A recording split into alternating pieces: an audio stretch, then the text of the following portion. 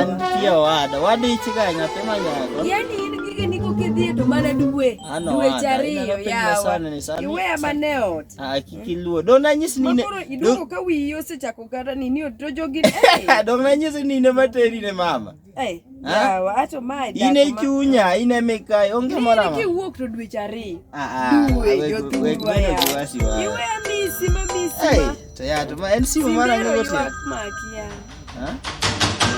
Joge to goero na go na simu kata go ala.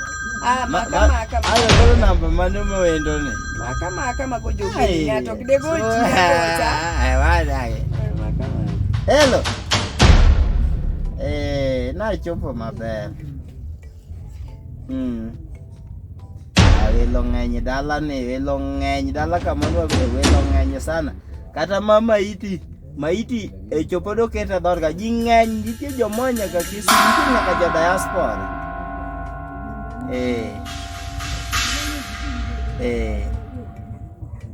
Chopo maber kata ambe kiny kana duon araw gi mona ko.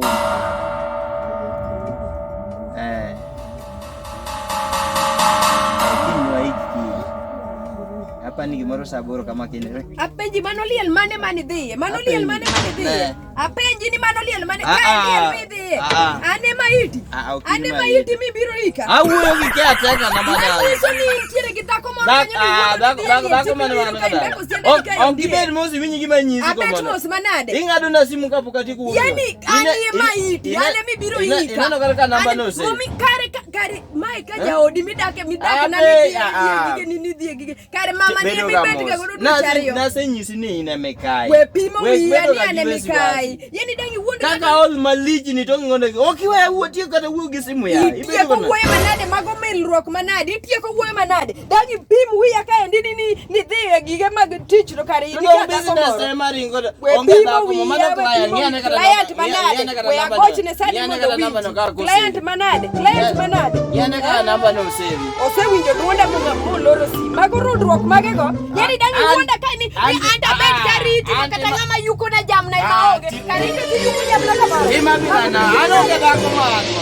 Kawa yuni maiti nitie nitie wacho ni wengao na duondi boy. Wengao na duondi. Wingi matimore imbe linya. Ase wacho ni wingi matimore ineno. Nitie liel mona ara. Dangi wonda ni in great liel mona ara. Kariti yuko jamna ne jibo. Nitie liel mona ara.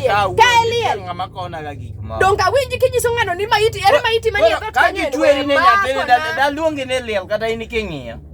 Maiti mane minyise ni nie dhot midwa iko. Maiti man ane maiti. Sani pinye ne lel. Chago na ko kata kama nyalo chomo. Nyocha kibiro katile ko gata. Nyocha kibiro katile kamena. Da kweri manyisi kare mage mon mimbeko nago sian nyon idogi deliel. Awacho ni deliel. Koro sani ndo nateka kipi. Simu ideliel budwa. Midwa dhiyo komata dika monde niko kika chaki duoka. Wewe bed kakinena medo kani. Yatudanga bed kani na ritu ngama yuko jamna kamoro. Atuta kungo gira malitima mato mane ruwa koti nyon kidi. Mano siwe Ipimo kuma. Dongane se bedo ka chulo ga odni. Moko odni chulo pesa di. Odni chulo pesa di. Otma siling 200 makata na nyalo dhi taluoko ni mon wete na tabia. Odni aduogo wang gi mara mai. Wacho ni nyon kidhi. Ipimo jedere tana kuma more ni wuoyo gi customer. Customer mane? Awacho ni wuo gi wuoi kikimia mirima. Odni aduogo wango. Ano kinyal somo na ka kinyalo somo. Rada pilo diang nyon kidhi. Ero guta. Kang'eyo.